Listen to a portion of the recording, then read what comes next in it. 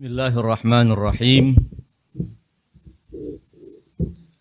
Assalamualaikum warahmatullahi wabarakatuh.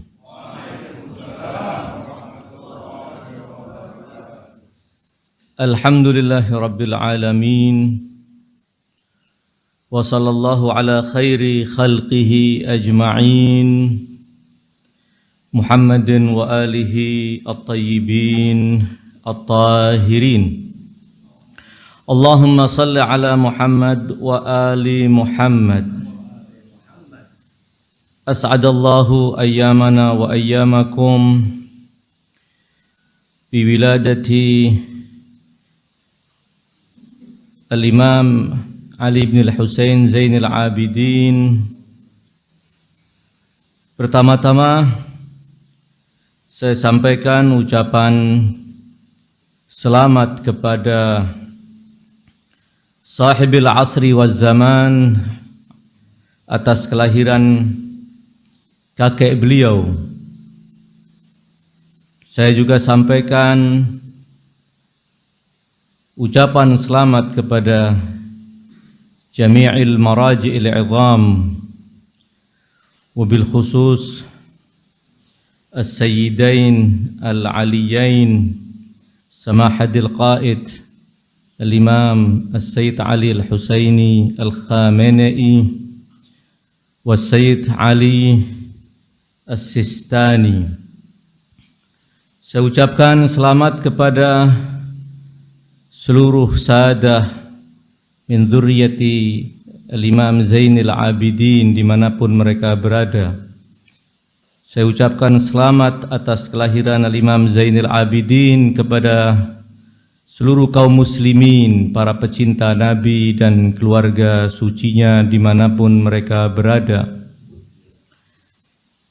Ikhwan sekalian, bulan Sya'ban penuh dengan munasabat afrah, penuh dengan hari-hari gembira yang dialami oleh keluarga suci Rasulullah SAW. Kelahiran Al-Imam Abi Abdullah Al-Husain, kelahiran Al-Imam As-Sajjad, kelahiran Abul Fadl Al-Abbas, dan berbagai peristiwa besar termasuk adalah kelahiran Sahibil Asri waz Zaman, Al-Imam Al-Mahdi Al-Muntadhar ajjalallahu farajahu syarif.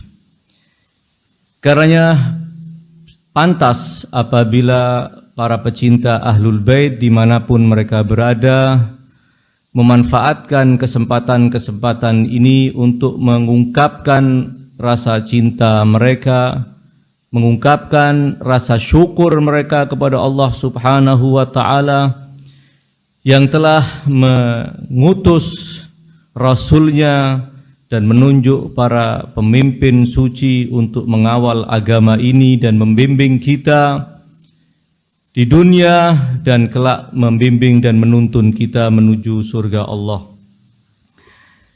Malam hari ini kita berkumpul dalam suasana gembira, dalam suasana bahagia menyambut kelahiran cicit Rasulullah sallallahu alaihi wasallam, putra Al-Husain, cucu Ali bin Abi Thalib dan Fatimah Az-Zahra salamullah alaihim ajma'in.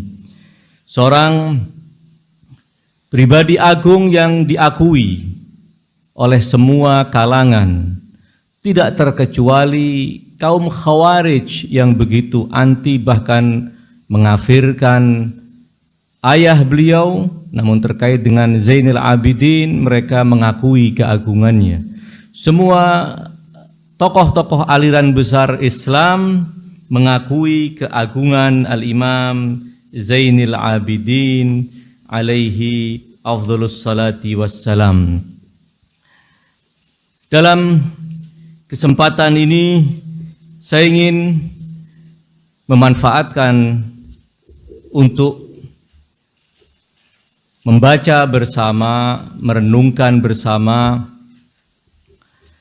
untaian qasidah panjang yang pernah digubah oleh seorang penyair Islam, Abu Firas Farasdak radhiyallahu an.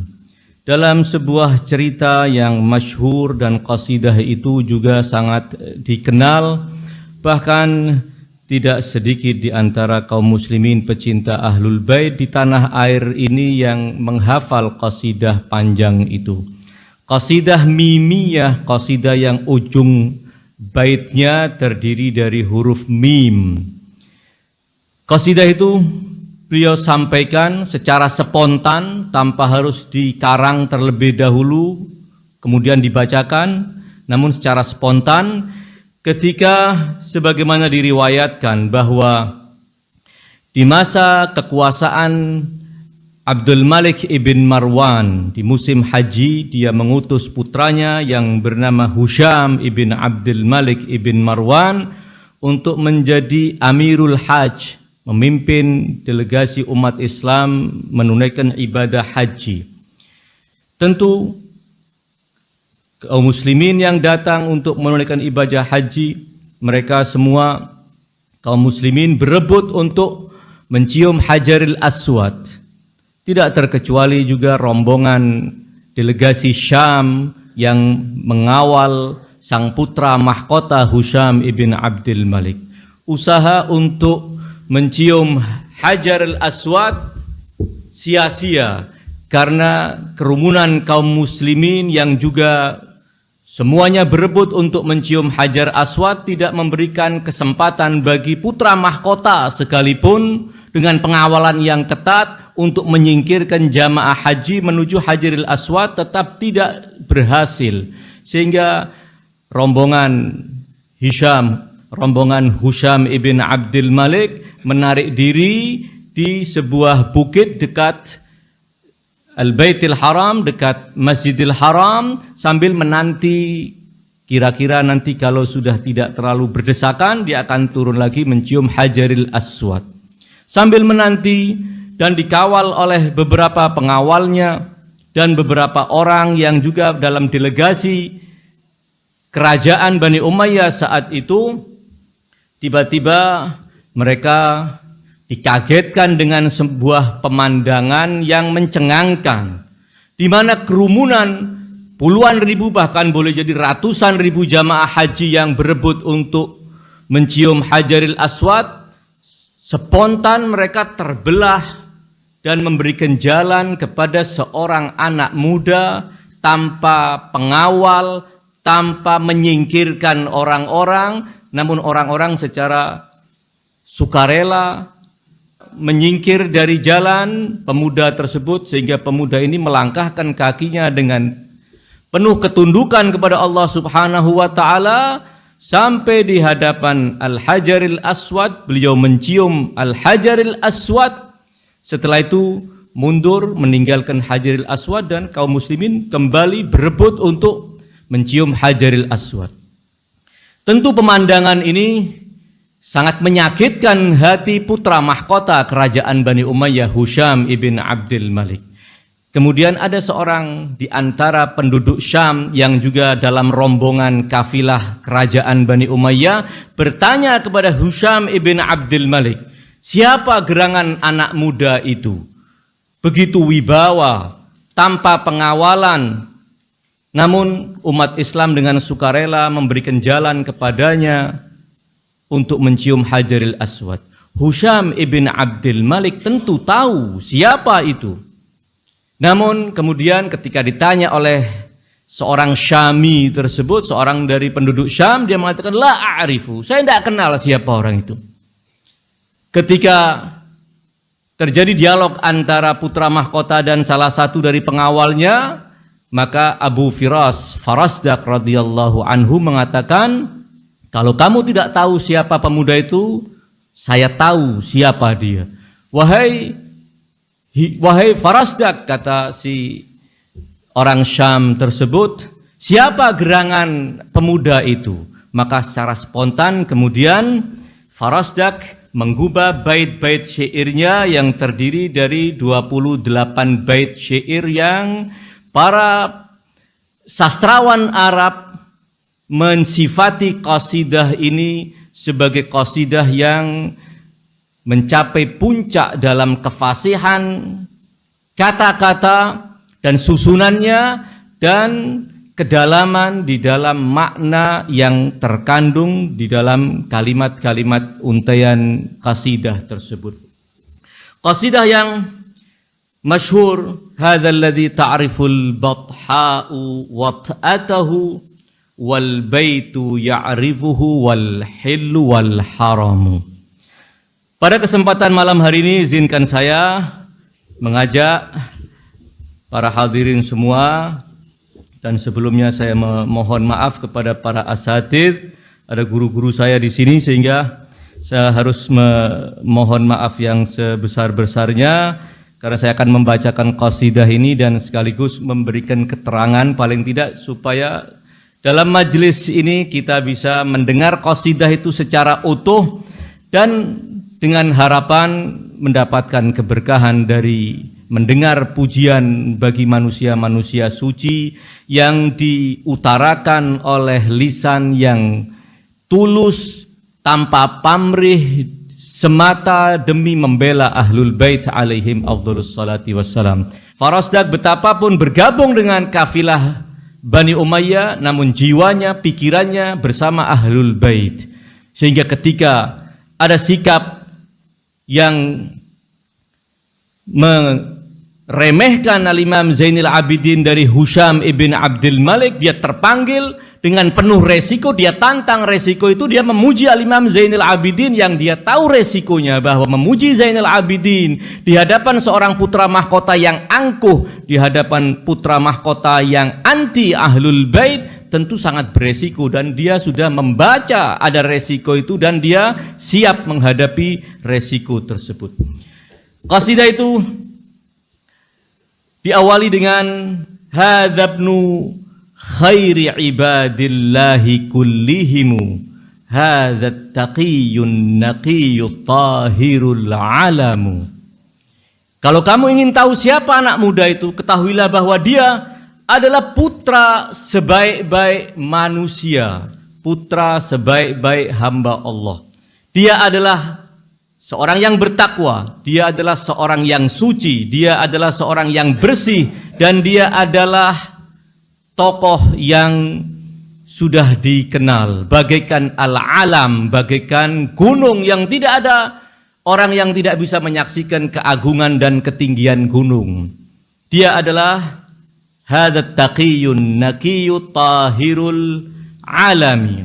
Kemudian dilanjutkan hadza ibnu Fatimata in kunta jahilahu bijaddihi anbiyaullahi qad khutimu. Dia adalah putra Fatimah. Dia adalah putra Fatimah jika engkau tidak mengenalnya. Dengan keagungan kakeknya, dengan kenabian kakeknya, dengan kerasulan kakeknya, para anbiya Allah diakhiri. Kakeknya adalah penutup para nabi. Hadza ibnu Fatimata in kunta jahilahu bijaddihi anbiyaullahi qad khutimu. Dalam dua bait pertama ini, Farosdak memperkenalkan Al-Imam Zainul Abidin sebagai putra Fatimah, sebagai putra Rasulullah sallallahu alaihi wasallam.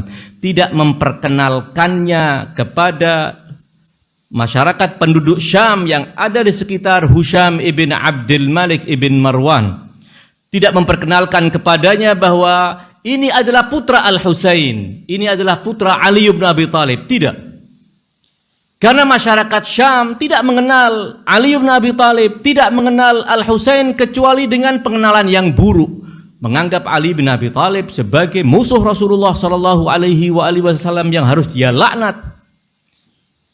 Mengenal Ali bin Abi Thalib sebagai orang yang menentang Muawiyah sebagai Amirul Mukminin, seorang yang meninggalkan salat, seorang yang jahat. Diperkenalkan demikian Ali bin Abi Thalib. Sebagaimana Al-Husain juga dikenalkan oleh para penguasa kepada penduduk Syam sebagai penentang Khalifah Yazid, sehingga Farosdak tidak memperkenalkan Ali Zainul Abidin As-Sajjad alaihi salam sebagai putra Al-Husain, sebagai putra Ali, namun sebagai putra Fatimah. Karena tentu masyarakat Syam tidak tidak mengingkari dan mereka kenal bahwa Nabi Muhammad SAW yang mereka kenal versi Bani Umayyah sekalipun mengenal bahwa Rasulullah punya putri yang namanya Fatimah. Masyarakat Syam telah dibuat buta tentang Ahlul Bait. Masyarakat Syam telah dibuat buta tentang Islam yang dibawa oleh Rasulullah, kecuali Islam yang diperkenalkan adalah Islam Bani Umayyah. Dan mereka, Bani Umayyah, sukses menyesatkan penduduk Syam sehingga mereka tidak bisa mengenali hakikat ajaran Islam, tidak mengenali tokoh-tokoh Islam yang berjuang untuk Islam, Ali, Hamzah, dan keluarga suci Nabi yang lainnya. Tentu kita bisa temukan dalam Nahjul Balaghah banyak pernyataan dari Ali bin Abi Thalib yang mengecam Muawiyah bahwa engkau telah ardaita jilan, engkau telah menyesatkan satu generasi sehingga mereka tidak lagi mengenal Islam kecuali Islam yang kamu izinkan, Islam yang memperkenalkan Ali bin Abi Thalib sebagai orang terkutuk, sebagai musuh Rasulullah SAW. Itu Islam yang diperkenalkan dan sukses mereka. Bani Umayyah sukses. Karena ada cerita-cerita tentang masyarakat Syam yang sangat luar biasa. Kita bisa bayangkan bagaimana kesuksesan propaganda Bani Umayyah untuk membuat masyarakat Syam tidak lebih pintar dari himar, tidak lebih mulia dari an'am, balhum adhal. Cerita-cerita sangat banyak. Satu contoh, pada suatu hari Muawiyah membanggakan kesuksesannya kepada Amr bin As, sekutunya dalam memerangi Ali bin Abi Thalib. Wahai Amr, aku telah sukses. Prajuritku lebih taat kepadaku ketimbang masyarakat Kufa terhadap Ali bin Abi Thalib. Maka Amr bin As mengatakan itu tidak disangsikan. Karena memang masyarakat Syam ini, penduduk Syam adalah masyarakat yang bodoh. Sejak awal ditaklukkan oleh kaum muslimin, tidak pernah mendapatkan cahaya kebenaran kecuali versi Bani Umayyah. Mulai ditaklukkan, gubernurnya namanya Yazid, putra Abu Sufyan, kakaknya Muawiyah. Yazid mati, dilanjutkan oleh Muawiyah atas penunjukan dari pemerintahan pusat di kota Madinah. Sehingga murni didikan Bani Umayyah.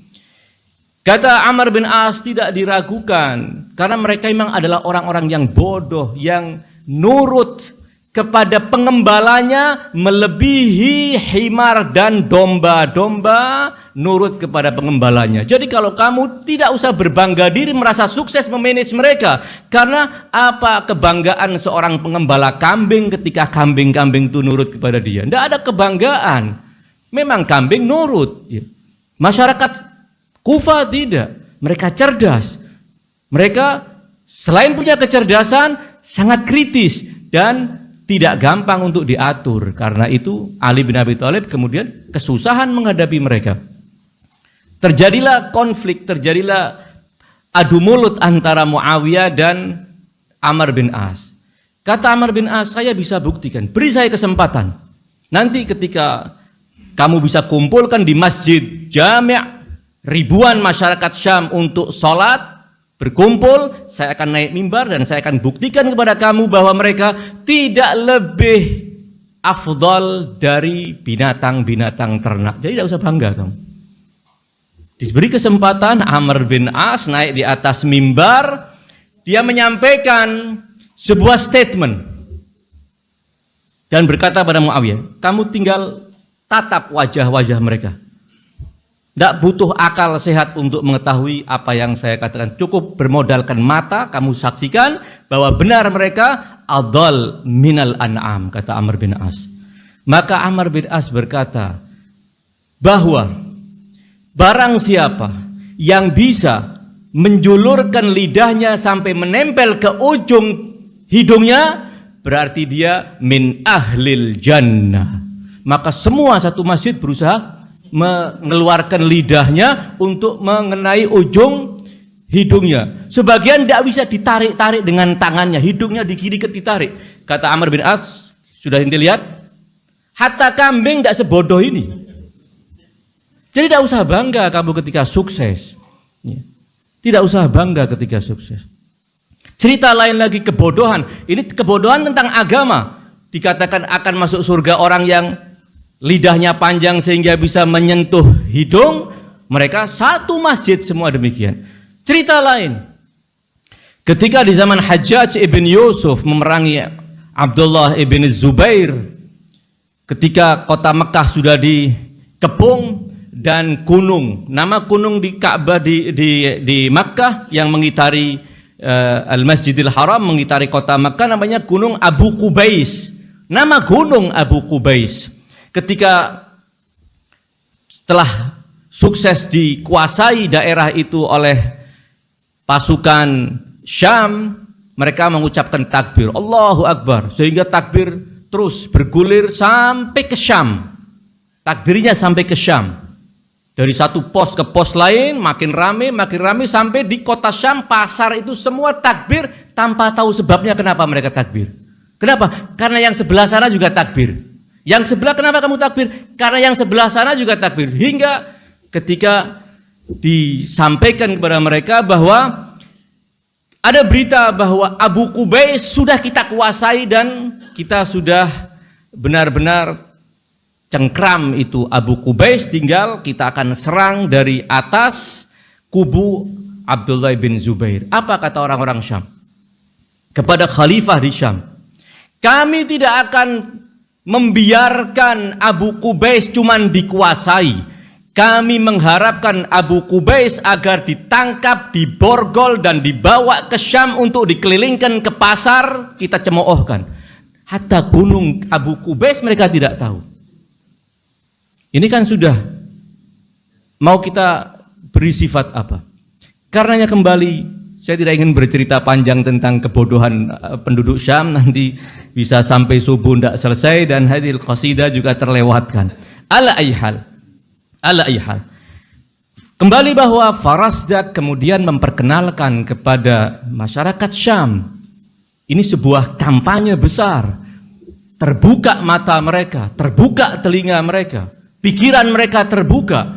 Ternyata orang yang sedemikian wibawa adalah dari keluarga Ahlul Bait, yang selama ini kerajaan Bani Umayyah mengkampanyekan bahwa Ahlul Bait bukan yang disucikan oleh Allah, namun Ahlul Bait terdiri dari orang-orang terkutuk yang harus kita perangi karena mereka adalah musuh-musuh bebuyutan Rasulullah sallallahu alaihi wasallam. Mereka menceritakan tentang Ali bin Abi Thalib yang luar biasa. Dikatakan sampai kuku-kuku Ali bin Abi Thalib itu rusak semua. Kenapa? Karena setiap malam suka naik-naik ke dinding Rasulullah untuk ngintip-ngintip di rumah Rasulullah. Digambarkan demikian Ali bin Abi Thalib kepada mereka. Sehingga atas dasar itu mereka semangat untuk memerangi Ali bin Abi Thalib. Ringkas kata bahwa masyarakat Syam tidak mengenal Ali bin Abi Thalib kecuali dengan gambaran yang buruk. Oleh karena itu Farasdak dengan kecerdasannya dia memperkenalkan Ali Zainul Abidin sebagai putra Fatimah, supaya tidak banyak tanya mereka. Kalau putra Ali bin Abi Thalib, oh itu anaknya si Khawarij, itu yang menentang Amirul Mukminin Muawiyah. Diperkenalkan sebagai putra Al Husain, oh itu orang yang menentang Amirul Mukminin Yazid. Panjang lagi nanti ceritanya. Sementara dia harus memperkenalkan, jangan di stop. Dia ingin memperkenalkan keistimewaan Al-Imam Zainul Abidin. Hadza ibnu Fatimata in kunta jahilahu bijaddihi anbiya'ullahi qad khutimu. Kemudian beliau lanjutkan, hadzal ladzi ta'riful batha'u wa ta'atahu wal baitu ya'rifuhu wal hillu wal haramu. Orang yang aku puji, yang engkau tanyakan siapa dia itu, adalah seorang yang kota Mekah ini sudah akrab mengenali pijakan-pijakan kakinya, langkah-langkahnya sudah dikenal oleh tanah di sekitar Makkah. Wal baitu ya'rifuhu wal hillu wal haramu. Kota Makkah, tanah halal, maksudnya yang di dalam kota suci Makkah, atau al-haram, al-haram maksudnya kota suci Makkah, atau al-hil di luar kota Makkah, semua sudah tahu. langkah-langkah dari pemuda ini adalah langkah yang penuh keberkahan, telah menginjakkan kakinya di kota Mekkah, di tanah suci dan di Baitillahil Haram. Man jadduhu dana fadlul anbiya'i lahu wa fadlu ummatihi danat lahul umamu. Orang yang aku puji ini adalah orang yang keutamaan para anbiya telah mengakui keunggulan kakeknya, dan keutamaan umatnya pun telah diakui keunggulannya oleh umat-umat sebelum umat nabinya. Inilah yang diperkenalkan oleh Farasdak. Ali Zainal Abidin, Al-Imam Ali Zainal Abidin adalah putra paling utamanya anbiya. Semua anbiya mengakui keagungan dan kelebihan serta keistimewaan kakek Ali Zainal Abidin, An-Nabiyul Akram sallallahu alaihi wa alihi wasallam. Kemudian dia mulai mengarahkan pembicaraannya kepada Husham ibn Abdul Malik, yang ketika ditanya oleh si penduduk Syam, "Man hadha?" Dia mengatakan, "La a'rifuhu." Dia ingin mengecilkan nilai Zainal Abidin. Saya tidak kenal orang itu. Kalau dia orang hebat pasti saya kenal. Kalau dia tokoh pasti saya kenal. Dia ingin mengecilkan nilai Imam Zainal Abidin. Maka kata Farasdak, "Walaysa qawluka man hadha bidhairihi al-urbu ta'rifu man ankarta wal ajamu." Ucapanmu, saya tidak kenal dia, tidak membuatnya rugi, tidak membahayakan dia. Semua masyarakat Arab dan seluruh orang ajam telah mengenal orang yang kamu sok katakan kamu tidak kenal itu. Semua orang telah kenal dia. Kalau kamu tidak kenal, bukan karena orang itu dan pemuda itu bukan orang hebat.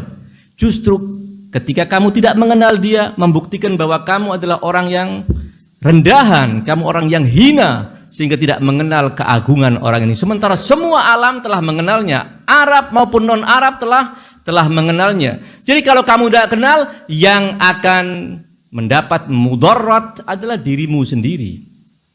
Akan membuktikan nilaimu yang sangat rendah di depan masyarakat. Jadi jangan pura-pura tidak kenal dengan Al-Imam Zainal Abidin. Allahu syarrafahu qidaman wa faddalahu jara bidzaka lahu fi lauhihil qalamu. Allah telah memuliakan dia sejak awal, sejak belum dilahirkan, sejak di alam, sebelum alam materi, orang ini telah dimuliakan oleh Allah Subhanahu wa ta'ala. Dan itu telah ditetapkan dalam ketentuan Allah di Lauh Mahfuz bahwa ini adalah orang yang mulia. Siapa yang tidak bertawassul dengan Ahlul Bait untuk mencari keselamatan? Para anbiya bertawassul.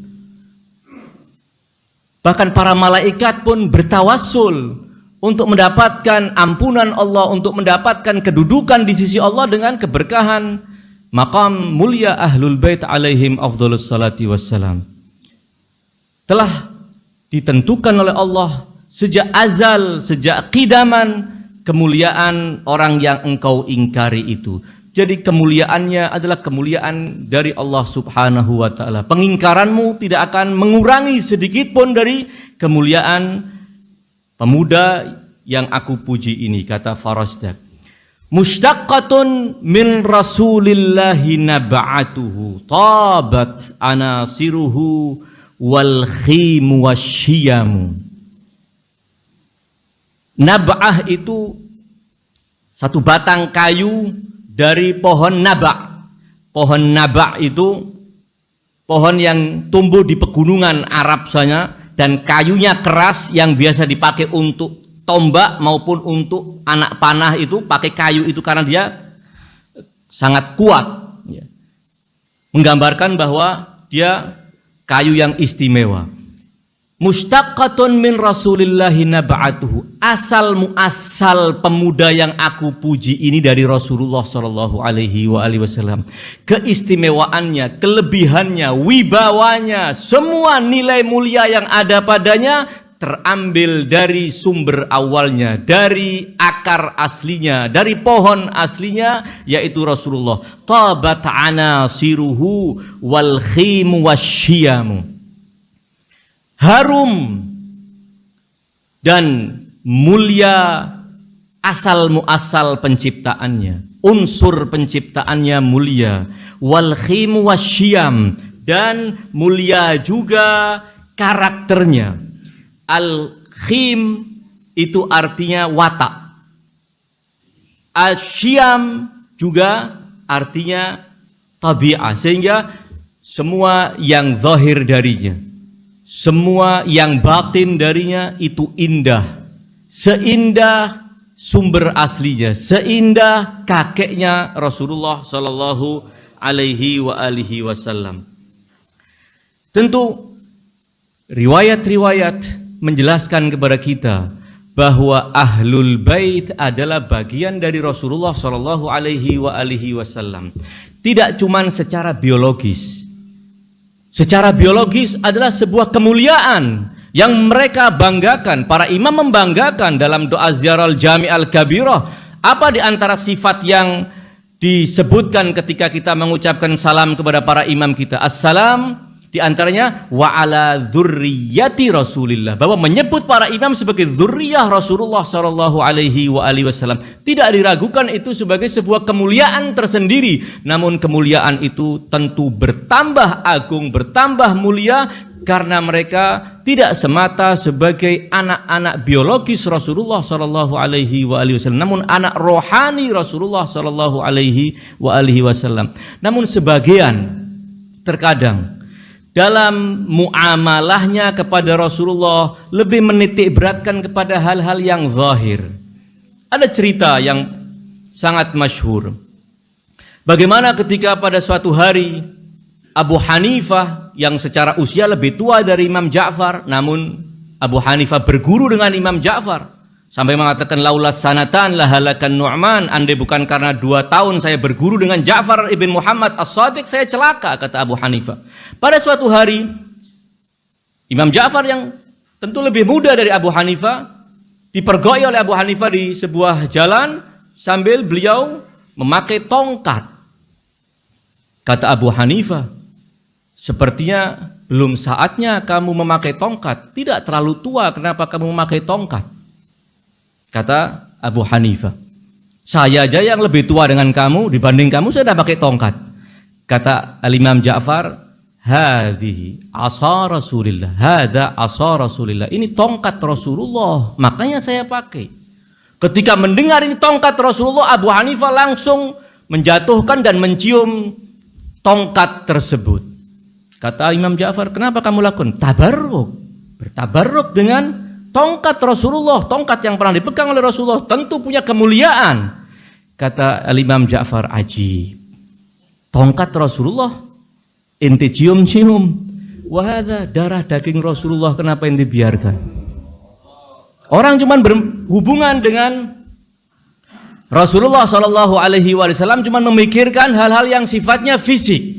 Ribut, ada sekian helai rambut Rasulullah sallallahu alaihi wasallam katanya ada di Museum Istanbul, wa ma adraka ma Istanbul, semua tidak bisa dibuktikan. Ala ayyihal. Kisah lain Al-Imam Ali ibn Musa Ridha, Al-Imam Ali bin Musa Ridha, pada suatu hari ada seorang yang sangat kuat kemungkinan ini mata-mata dari Banil Abbas untuk menemui beliau. Kemudian orang tersebut bertanya, wahai putra Rasulullah, dia ingin mengecek, apakah kamu masih memiliki tongkat atau baju atau trompa Rasulullah sallallahu alaihi wasallam?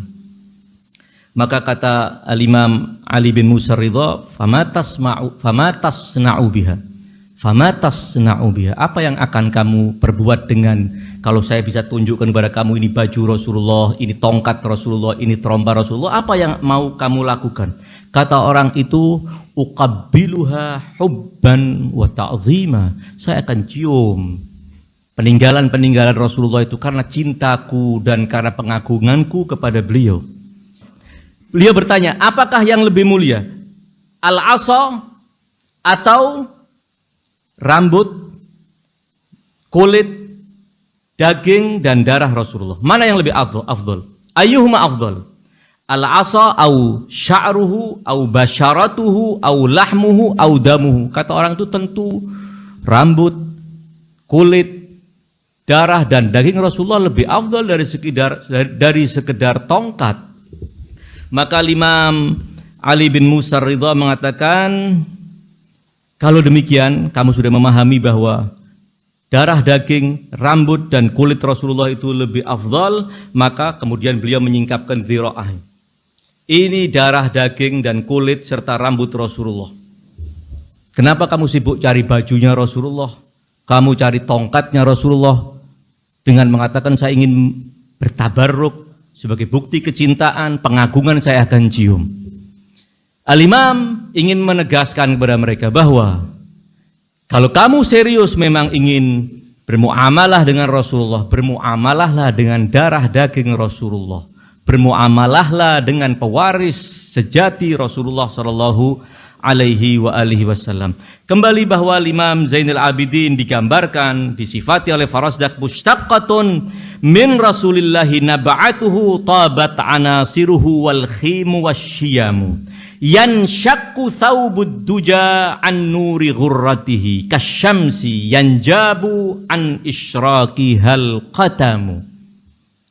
Kegelapan akan terusir dengan cahaya wajahnya, sebagaimana matahari akan mengusir kegelapan ketika ia terbit dan bersinar. Inilah pemuda yang aku puji. Kegelapan-kegelapan kehidupan ini akan menjadi terang dengan kehadirannya. Kegelapan-kegelapan kehidupan ini menjadi jelas dengan tampilannya, dengan ucapan-ucapannya, dengan tindakan-tindakannya yang akan mengusir kegelapan. Kebodohan adalah kegelapan. Ali Zainal Abidin yang mengusir kebodohan itu. Maksiat dan penentangan kepada Allah adalah kegelapan. Al-Imam Zainal Abidin yang selalu mengingatkan masyarakat agar menjauhkan diri dari kegelapan-kegelapan tersebut.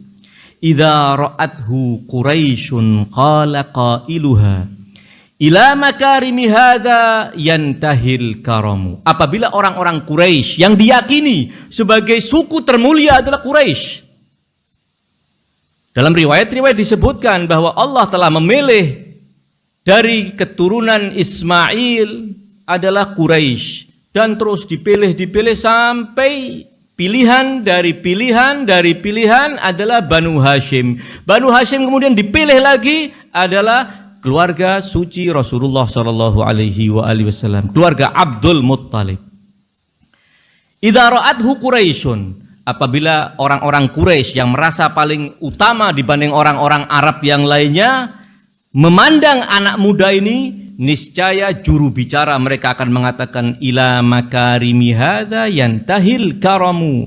Kepada kemuliaan-kemuliaan anak muda ini berakhir semua kemuliaan. Kemuliaan-kemuliaan yang kamu saksikan dari siapapun itu berujung kepada kemuliaan anak muda ini. Dialah yang mencontohkan kemuliaan, dialah yang mengajari kemuliaan. Kemuliaan itu muncul dari keluarga anak muda ini. Tidak ada kebaikan, tidak ada kemuliaan di alam ini kecuali bersumber dari rumah suci anak muda ini. Tidak ada yang tersisa dari kemuliaan kecuali telah terangkum lengkap pada keluarga anak muda yang saya puji, yaitu Imam Zainal Abidin. Yughdi hayaan wa yughdha min mahabatihi fama yukallamu illa hina yabtasimu. Seorang yang digambarkan penuh kerendahan hati, yughdi hayaan, kalau sedang duduk bersama orang-orang selalu menundukkan kepalanya, meredupkan pandangannya, tidak melototi orang-orang yang di sekitarnya. Kenapa? Karena ketawaduan dia, karena hayaan. Sementara orang-orang yang di sekitarnya juga menundukkan kepalanya, tidak berani menatap secara langsung wajah suci Zainal Abidin karena mahabatan, karena wibawa beliau. Semua orang yang berdekat, yang telah mendekat Al-Imam Zainal Abidin, berkumpul dengan beliau, punya banyak hal yang ingin mereka utarakan, namun sepertinya mulut mereka tidak bisa bergerak untuk mengucapkan kata-kata. Karena wibawa beliau begitu luar biasa. Banyak pertanyaan yang mungkin ingin disampaikan, mereka tahan karena wibawa Al-Imam Zainal Abidin. Wibawa yang membuktikan bahwa mereka meyakini bahwa pemilik wibawa ini adalah min sulalatil anbiya dan pewaris maqamul anbiya. Dan mereka baru berani mengutarakan isi hati mereka untuk bertanya ketika Al-Imam Zainal Abidin membagi senyum kepada mereka. Fama yukallamu illa hina yabtasimu. Kalau Al-Imam Zainal Abidin sudah membagi senyum kepada mereka, mereka sedikit berani untuk mengutarakan dan kemudian mereka menyampaikan apa yang ingin mereka sampaikan. Sebagai bukti betapa besar wibawa beliau, sehingga tidak heran apabila masyarakat Muslim yang menunaikan ibadah haji yang tidak semua mereka mengenal siapa Zainal Abidin. Apalagi ketika mengenakan baju ihram yang sama dengan mereka, tidak ada atribut-atribut khusus. Namun begitu beliau melangkahkan menuju Al-Hajaril Aswad, semua menyingkir untuk memberikan jalan. Ada haibah yang sangat luar biasa. Yughdi hayaan wa yughda min mahabatihi fama yukallamu illa hina yabtasimu. Ketika beliau telah membagi senyum kepada para hadirin, mulailah mereka merasa memiliki sedikit keberanian untuk berbicara kepada beliau. Yakadu yumsikuhu irfana rahatihi ruknul hatim idza ma jaa yastalimu. Apabila anak muda ini melangkahkan kakinya menuju rukun al-hatim untuk memegangkan tangannya di rukun tersebut, seakan-akan sudut Ka'bah itu ingin menahan tangannya agar tidak dilepas genggaman atau pegangan beliau kepada dinding Ka'bah. Sepertinya Ka'bah tidak rela kalau tangan Al-Imam Zainal Abidin yang sudah menempel itu kemudian ditarik kembali. Ingin ditangkap oleh dinding Ka'bah tersebut. Kenapa? Karena dinding Ka'bah telah mengenali semerbak harum pemuda yang datang ini, yang menempelkan tangannya di ruknul hatim tersebut. Yakadu yumsikuhu irfana rahatihi ruknul hatim idza ma jaa yastalimu. Kemudian Farosdak melanjutkan, kilta yadaihi ghiyathun amma naf'uha yastauqifani wala ya'ruhumal adamu. Kedua tangannya ini adalah bagaikan hujan yang manfaatnya akan merata kepada semua masyarakat. Sahlul khaliqati la tukhsha bawadiruhu yuzinuhu ithnani husnul khuluqi wal karamu. Sahlul khaliqah, akhlaknya indah. La tukhsha bawadiruhu, tidak dikhawatirkan melakukan tindakan-tindakan jahat. Orang tidak pernah khawatir bahwa Al-Imam Zainal Abidin akan menyakitinya dengan kata-kata, dengan tindakan. Semua merasa aman, semua merasa pasti yang muncul dari Zainal Abidin adalah keindahan, keberkahan bagi mereka. Yazinuhu ithnan, pemuda ini dihiasi dengan dua hal yang sangat istimewa. Husnul khuluq, akhlak yang mulia, wal karamu, kedermawanan. Al-Imam Zainal Abidin, seperti dalam cerita yang disampaikan ulama setelah qasidah ini dibacakan oleh Farosdak, Husyam kemudian marah, di tempat itu langsung ditangkap, diborgol dan dipenjarakan di sebuah daerah namanya Usfan antara kota Makkah dan Madinah. Ketika Imam Zainal Abidin mendengar bahwa Farosdak ditahan gara-gara memuji beliau, beliau kirim 12.000 dirham hadiah untuk sedikit meringankan bebannya. jumlah yang tidak sedikit, mestinya 12.000 dirham, ditolak oleh Farosdak. Demi Allah wahai imam, aku tidak memuji engkau karena mengharapkan upah dunia. Aku semata karena mengharapkan keberkahan dan syafaat dari kakekmu. Dikembalikan, uang itu dikembalikan. Allahumma salli ala Muhammad wa ali Muhammad. Uang itu dikembalikan oleh Imam Zainal oleh Farosdak kepada Imam Zainal Abidin. Farosdak mengembalikan uang itu, namun Imam Zainal Abidin mengatakan, kami ahlul bait apabila sudah mengeluarkan hadiah untuk orang, tidak mungkin kami tarik kembali. Terimalah. Maka Farosdak kemudian menuruti perintah imamnya, menerima hadiah tersebut. Sahlul khaliqati la tukhsha bawadiruhu, yuzinuhu thnan husnul khuluqi wal karamu. Dilanjutkan, hammalu athqali aqwamin idza fudihu, hulwus syama'ili tahlu indahu na'amu. Beliau adalah orang yang selalu memikul beban orang lain. Idza fudihu, apabila mereka ditimpa musibah, beliau yang akan meringankan musibah-musibah orang-orang ini. Orang-orang yang berkebutuhan.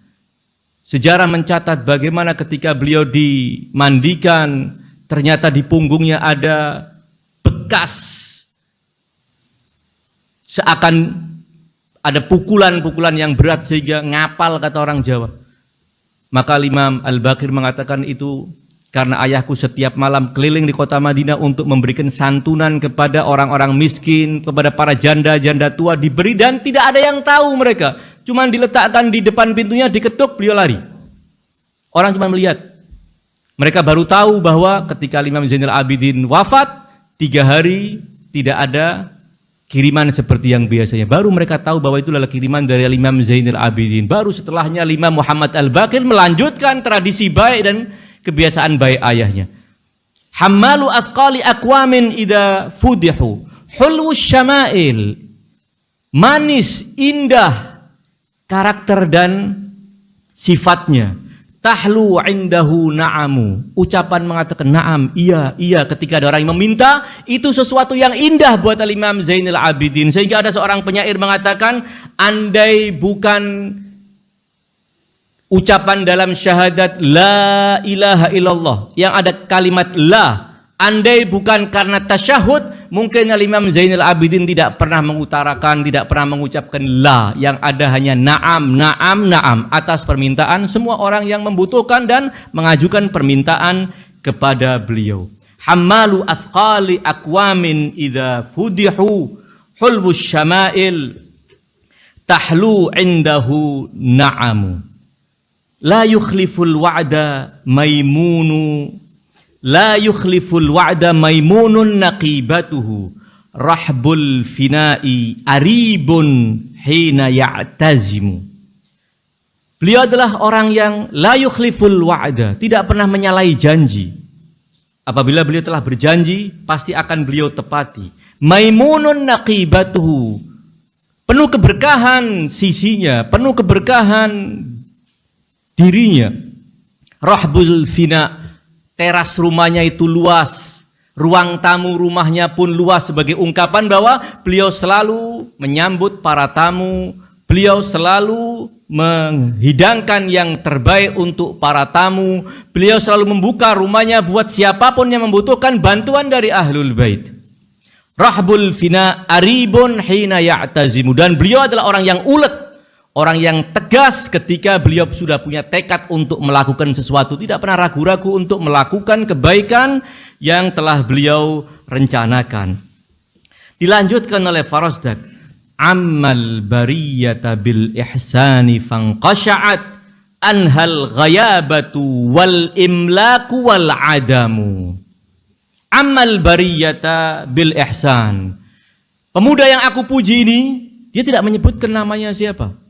Pemuda yang aku puji ini, putra Fatimah ini, putra Rasulullah sallallahu alaihi wasallam ini adalah orang yang amal bariyata bil ihsan, telah memberikan kebaikannya kepada semuanya, semuanya mendapatkan kebaikan darinya.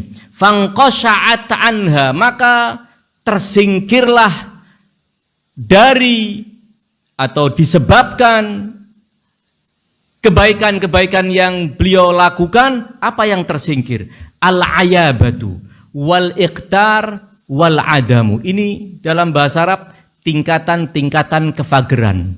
Ya. Al-ayabah itu seorang yang mungkin dililit hutang sehingga dia malu ketemu dengan orang. Lalu apa yang terjadi? Dia selalu mengurung diri, menyembunyikan diri karena apa? Takut ditagih, takut malu kalau dia ketemu dengan orang sementara dia masih punya tanggungan hutang. Hadza ayabah. Ya. Kemudian al-iqtar. Al-iqtar adalah orang yang miskinnya lebih parah dari itu. Ya. Orang yang dililit oleh hutang boleh jadi dia masih sedikit punya kekayaan namun belum bisa membayar hutang besar yang menjadi tanggungannya. Kalau al-iqtar dia sudah hampir tidak memiliki apapun lagi. Ya, al-iqtar. Kemudian al-adamu total tidak punya apa-apa. Orang-orang yang al-ayabah, mengalami ayabah, mengalami iqtar, mengalami adam, semua itu akan terusir dengan kebaikan al-Imam Zainul Abidin. Akan dicukupi oleh beliau untuk melunasi hutangnya. Akan dicukupi oleh beliau untuk menutupi kebutuhan-kebutuhannya. Akan dipenuhi oleh beliau agar dia tidak menjadi orang yang tidak punya apa-apa dalam kehidupan. Harus hidup secara layak. Dan al-Imam Zainul Abidin lah yang selalu membantu mereka. Alaihal, Farasdak kemudian melanjutkan, yunma ila dzurwatil izzil ladzi qasurat an nailiha arabul islami wal ajamu. Anak muda ini telah melesit ke atas puncak kejayaan, puncak kemuliaan, puncak keagungan allati qasurat an nailiha arabul islami wal ajam. Kemuliaan yang tidak sanggup dicapai oleh orang-orang Arab yang telah memeluk Islam maupun oleh orang-orang ajam. Siapapun tidak bisa mencapai ketinggian, derajat, kemuliaan dan keagungan yang telah dicapai oleh anak muda dari keturunan Rasulullah sallallahu alaihi wasallam. Yunma ila dzurwatil izzil lati qasurat an nailiha arabul islami wal ajamu. Kemudian Farasdak melanjutkan memperkenalkan orang yang kamu katakan saya tidak kenal itu. Ketahuilah bahwa ucapanmu yang mengatakan aku tidak kenal justru membahayakan agamamu. Perlakuan keluargamu yang memusuhinya dan memusuhi keluarganya adalah mencelakakan dan membinasakan agamamu. Farasdak kemudian melanjutkan dengan menaikkan tensi tantangannya kepada Husham ibn Abdul Malik. Min ma'syarin hubbuhum dinun wa bughduhumu kufrun wa qurbuhum manjan wa mu'tasamu. Anak muda ini dari keluarga yang kecintaan kepada mereka adalah agama. Kalau kamu tidak mengenal dia, bahwa kamu tidak mengenal agamamu. Kalau keluargamu memusuhi anak ini dan keluarganya, berarti keluargamu memusuhi agama. Min ma'syarin hubbuhum dinun wa bughduhum kufrun. Kebencian kepadanya adalah kekufuran. Sementara engkau, ayahmu, keluargamu Bani Umayyah memusuhi keluarga anak ini, melaknati kakek ayah ini, melaknati kakek anak ini, berarti lebih dari sekedar benci. Sementara benci kepada keluarga anak ini adalah kekufuran. Artinya Farasdak ingin mengatakan kalian Bani Umayyah adalah orang-orang kufar. Tidak lebih dari itu. Karena kemudian Husham ibn Abdul Malik benar-benar marah kepada Farasdak dan kemudian memenjarakan. Min ma'syarin hubbuhum dinun wa bughduhumu kufrun wa qurbuhumu manjan wa mu'tasamu. Mendekat kepada keluarga ini adalah keselamatan dan jaminan keselamatan. Akan selamat dari kecelakaan, akan selamat dari ketergelinciran ketika seorang mendekat kepada keluarga anak muda ini. mengisyaratkan kepada ayatul mawaddah, qul la as'alukum alaihi ajran illal mawaddata fil qurba, mengisyaratkan kepada haditsus tsaqalain ma in tamassaktum bihima lan tadillu ba'di, dalam riwayat ma ini tasamtum, selama kalian berpegang teguh dengan keluarga anak muda yang saya puji ini adalah jaminan keselamatan dari terjatuh dalam kesesatan. Farasdak kemudian melanjutkan, in udda ahlut tuqa kanu a'immatahum au qila man khairu ahlil ardi qila humu. Andai dihitung-hitung di antara orang-orang yang bertakwa, siapa pemimpin orang-orang yang bertakwa? Tidak lain kecuali adalah keluarga ini. Keluarga ini adalah a'immahnya orang-orang yang bertakwa. Seperti dalam riwayat-riwayat yang sangat masyhur bahwa di antaranya Rasulullah bersabda bahwa Ali adalah imamul muttaqin. Sampai ada seorang ulama Mesir menulis buku, kalau tidak salah namanya Syarqawi, menulis kitab tentang Ali bin Abi Thalib berjudul Ali Imamul Muttaqin. Orang-orang yang bertakwa, siapa panutan mereka? Siapa imam mereka? Tidak lain adalah keluarga suci ini. Au qila man khairu ahlil ardi. Kalau ditanyakan siapakah penduduk bumi yang terbaik, maka pasti akan datang jawabannya humu. Ya mereka itu tidak lain adalah yang terbaik di antara penghuni bumi ini. La yastati'u jawadun bu'da ghayatihim wala yudanihimu qaumun wa in karumu. Kedermawanan orang yang sangat dermawan sekalipun tidak mungkin bisa mengejar kedermawanan mereka. Kemuliaan orang yang mulia sekalipun tidak mungkin bisa mendekati kemuliaan mereka. Betapapun mereka adalah orang-orang yang derma, betapapun mereka adalah orang-orang yang mulia, orang-orang yang mulia pun tidak mungkin bisa mengejar kemuliaan ahlul bait, kata Farasdak. Jadi ahlul bait adalah puncak dari kemuliaan, puncak dari kedermawanan. Ahlul bait adalah puncak dalam semua nilai-nilai keindahan akhlak Islami. Humul ghuyuthu idza ma azmatun azamat wal usdu syara wal ba'su muhtadimu. Sebagian pensyarah qasidah ini mengatakan total dari 27 atau 28 bait ini intinya di bait ini. Intinya pujian semua itu dirangkum dalam satu bait ini. Mereka ahlul bait adalah ghuyuth. Mereka adalah hujan yang akan membasahi kekeringan kondisi umat manusia ketika ada bencana yang sedang menimpa mereka. Dari sisi kedermawanan mereka bagaikan hujan. Namun dari sisi keberanian wal usdu syara wal ba'su muhtadimu. Namun mereka bagaikan singa. Singa saro. Saro ini singa hutan di daerah suku Bani Tai. Ada hutan, banyak singa di situ. Singanya ganas-ganas. Dan ahlul bait diumpamakan oleh Farasdak sebagai para pemberani idza wal ba'su muhtadimu. Ketika peperangan yang dahsyat sedang berkecamuk, kalian akan menemukan bahwa ahlul bait yang ada di depan, ahlul bait yang selalu siap untuk menghadapi musuh-musuh tersebut, bukan lari meninggalkan tanggung jawab mempertahankan agama. Dua sifat yang digabungkan, sifat derma dan sifat keberanian, itu terangkum pada ahlul bait. Kedermawanan ahlul bait telah memberi kehidupan bagi umat manusia.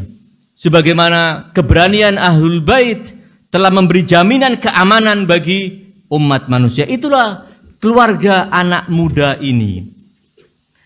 Kemudian dilanjutkan dalam bait ke-22, la yakbidul usru bastan fi akuffihimu siyan dzaka in asrau wa in adimu.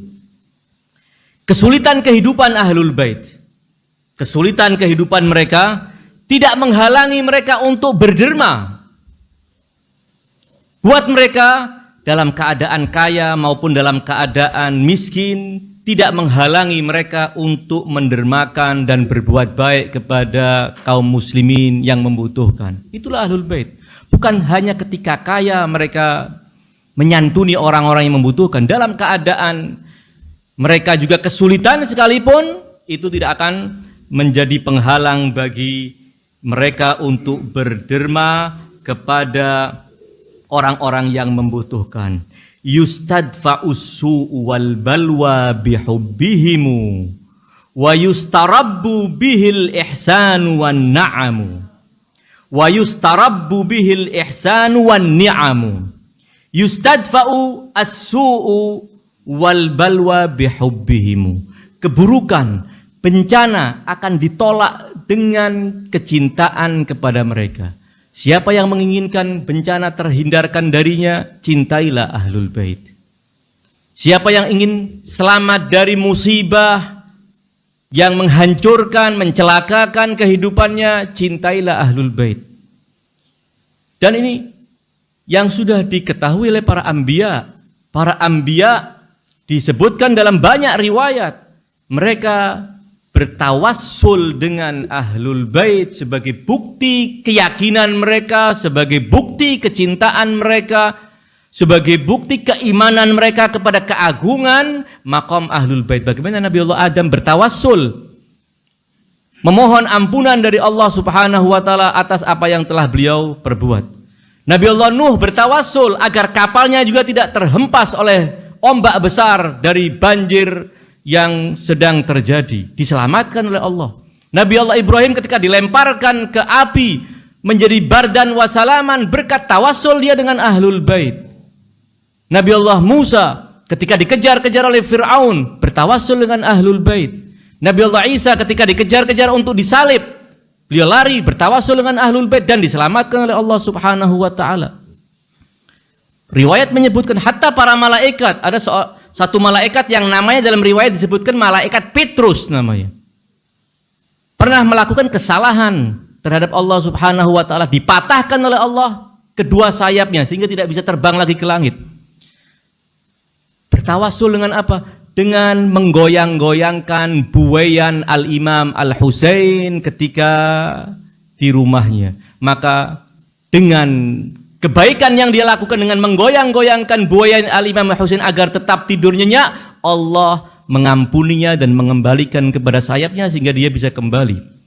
Anbiya, para malaikat bertawassul dan Allah ijabahkan permohonan mereka.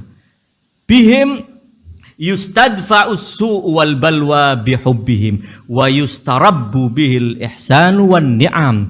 Dan kebaikan-kebaikan Allah, anugerah Allah, nikmat Allah akan bertambah pada kita ketika kita mencintai Ahlul Bait. Allah akan menambahkan kebaikan-kebaikan itu untuk para pecinta Ahlul Bait. Farasdak mengatakan muqaddamun ba'da dzikrillahi dzikruhumu fi kulli bad'in wa makhtumin bihil kalimun. Sebutan mereka Ahlul Bait akan selalu diutarakan setelah sebutan Allah Subhanahu wa taala. Ahlul Bait namanya selalu bersama dan bergandeng dengan nama Allah Subhanahu wa taala. Semua kita tanpa terkecuali mengawali pembicaraan kita dengan menyebut Ahlul Bait, mengakhiri pembicaraan kita dengan bersolawat, itu artinya menyebut Ahlul Bait. Pembicaraan apapun awalnya adalah menyebut Ahlul Bait, penutupnya juga akan menyebut Ahlul Bait. Kita maukan atau tidak kita maukan. Ini yang terjadi bahwa zikrukum fidz zakirin, seperti dalam Ziarah Jami' Al-Kabira. Sebutan kalian akan selalu terucap dari mulut orang-orang yang menyebut-nyebut dan berzikir. Kita lanjutkan. Ya'ba lahum an yahilla dzambu sahatahum khimun karimun wa aidin bin nada hudumu. Celaan tidak mungkin akan bisa mendatangi area mereka. Area mereka suci dari kekurangan, suci dari hal-hal yang menyebabkan tercela.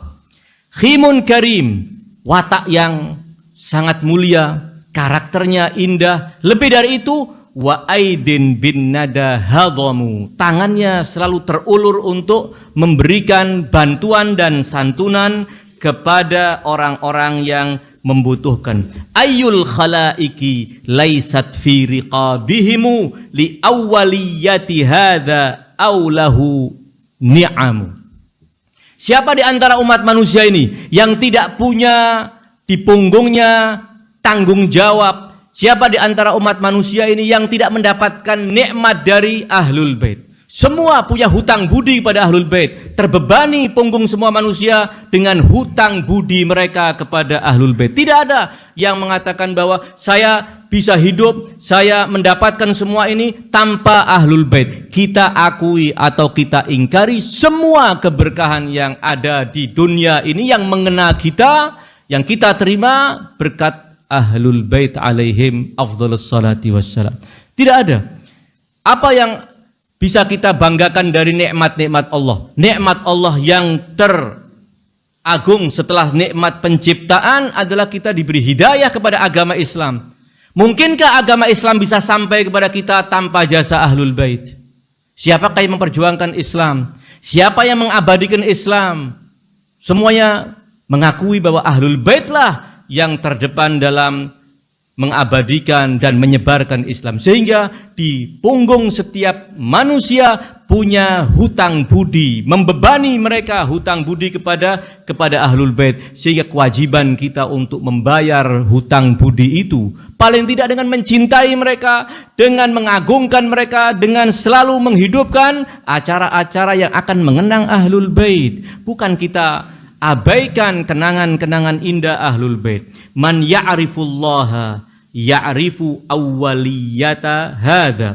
Fad-dinu min baiti hadza nalahul umamu. Orang yang mengenal Allah pasti mengenal Ahlul Bait. Yang tidak mengenal Ahlul Bait pasti tidak mengenal Allah. Jangan ada yang mengatakan bahwa saya mengenal Allah tanpa harus mengenal Ahlul Bait. Palsu, tidak mungkin. Allah siapa yang kamu kenal kalau kamu tidak melalui Ahlul Bait? Tidak mungkin manusia bisa mengenal Allah. Man ya'rifullah ya'rifu awwaliyata hadza. Yang tahu, yang kenal Allah pasti mengenal. Siapa yang memperkenalkan kita kepada Allah Subhanahu wa taala? Rasulullah sallallahu alaihi wasallam. Siapa yang mempertahankan ajaran yang dibawa oleh Rasulullah? Ali bin Abi Thalib. Siapa yang mengabadikan agama ini? Ahlul Bait, Al-Husain di Karbala berjuang untuk ini semua. Jadi kalau orang menganggap bahwa dia bisa mengenal Allah tanpa mengenal Ahlul Bait adalah sebuah klaim palsu yang tidak mungkin bisa dibuktikan. Fad-dinu min baiti hadza nalahul umamu. Agama keluarnya ya dari rumah anak muda ini sehingga seluruh umat manusia bisa mendapatkan agama yang benar. Al-Imam Muhammad Al-Baqir alaihi salam pernah berkata bahwa kepada dua ulama besar di zamannya, beliau mengatakan syarriqa au gharriba. Berangkatlah kamu ke arah timur, berangkatlah kamu ke arah barat, terserah, carilah informasi tentang agama. Syarriqa au gharriba falan tajida ilman sahihan illa min indina ahlil bait. Kecuali kamu tidak akan menemukan ilmu yang benar tentang agama kecuali yang keluar dari rumah kami Ahlul Bait. Yang lainnya tidak ada jaminan bahwa yang kamu dapat dari mereka adalah kebenaran agama. Jadi fadinu min baiti hadza nalahul umamu. Umat manusia bisa mengenal agama dan agama yang benar yang mereka kenal harus agama yang keluar dari rumah suci Ahlul Bait. Ini akhir dari qasidah Farasdak. Mudah-mudahan Allah Subhanahu wa taala merahmati Farasdak dan merahmati kita bersama Farasdak. Mudah-mudahan Allah memberikan syafaat kepada Farasdak, syafaat Ahlul Bait dan memberikan syafaat Ahlul Bait kepada kita bersama Farasdak. Ala hadhihi niyya wa kulli niyyatin salihah. Al-Fatihah tasbiquha as-salatu ala Muhammad wa ali Muhammad. Allahumma salli ala Muhammad wa ali Muhammad. Allahumma salli ala Muhammad wa ali Muhammad. Allahumma salli ala Muhammad wa ali Muhammad. Bismillahirrahmanirrahim. Alhamdulillahirabbil alamin arrahmanir rahim maliki yaumiddin iyyaka na'budu wa nasta'in ihdinas siratal mustaqim siratal ladzina an'amta 'alaihim ghairil maghdubi 'alaihim waladdallin. Wal 'afu minkum wassalamu alaikum warahmatullahi wabarakatuh.